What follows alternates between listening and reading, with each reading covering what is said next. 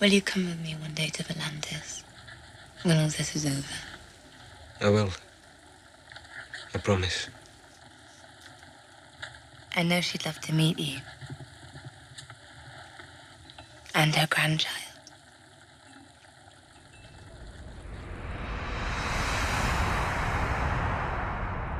It's a real turning point for Robb because he's sitting there and that scene is literally like love and death. You know, he's got the battle plans, the map on the table with all of his troops. And then he's got this woman that he loves sitting there on the bed, almost just beckoning him away from this horrible situation he has to deal with. Despite all the complications that his marriage to Talisa has created, he genuinely loves her, and you know, we have very few moments where we can see the two of them together, so this was a big one for us. And when you have these characters who are so important, and Robb, in such a crucial season for him, sometimes these quiet moments are the ones that are most vital for us in terms of understanding the characters and the stakes here. It's not a scene that has much to do with plot or, you know, driving the action forward. It's really about these two characters and where they are right now at this moment and the lives they envision for themselves going forward. Can you leave the war for one night?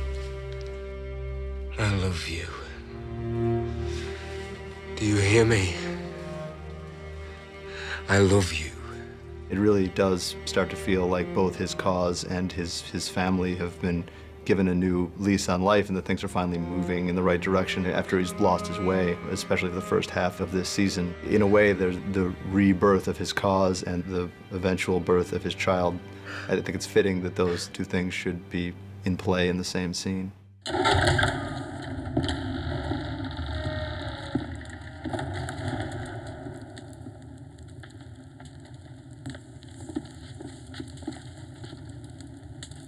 Tywin's the real power, and pretty much everyone understands that except for Joffrey. And every now and then he needs to be reminded, you know. And Joffrey is still king, so Tywin has to be a bit careful. In the, you know, he can't come right out and say, "Listen, you little brat, I will spank you if you don't listen to me." But he does make it quite clear, as only Tywin can.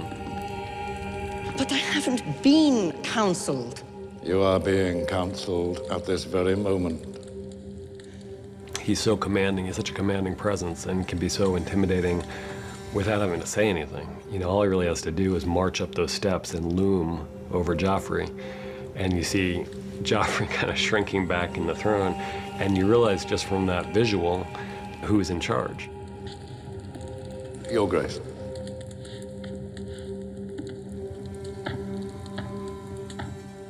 I have a gift for you as well. Your life. My life. And the lives of your wise masters, but I also want something in return. You will release every slave in Yunkai. Reject this gift, and I shall show you no mercy.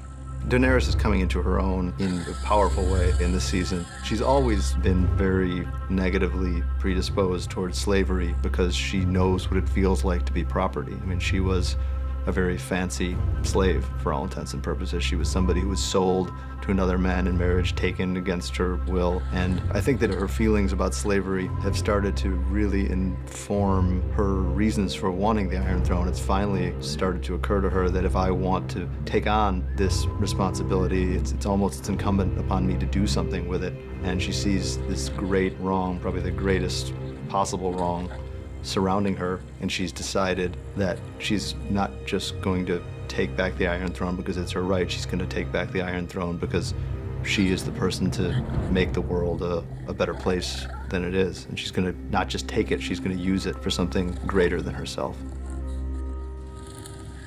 The Red God is the one true God. You've seen his power. He's not my one true God. No? Who's yours? Death.